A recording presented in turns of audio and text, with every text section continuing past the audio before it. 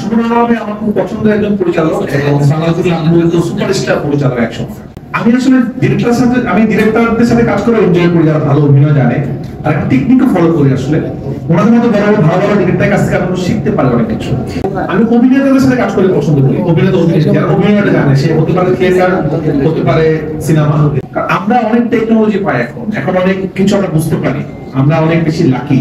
তারা যে সময় আসলে নাটক নির্মাণ করতো বা ধারাবাহিক নাটক নির্মাণ করতো, তারা অনেক চ্যালেঞ্জের মধ্যে করতো।